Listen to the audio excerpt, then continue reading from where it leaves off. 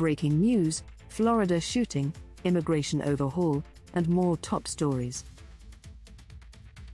Fear grips Florida state as a deadly shooting sends students fleeing for safety. Senator Chris Van Hollen meets with Kilmer Obrego Garcia amid immigration debates in El Salvador.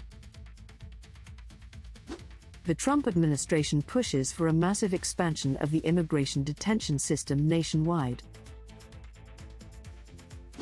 Michigan confirms its first measles outbreak since 2019, raising health concerns among citizens. U.S. airstrikes in Yemen reportedly kill 38, escalating tensions in the region amid ongoing conflict. Stay tuned for more updates on these crucial stories.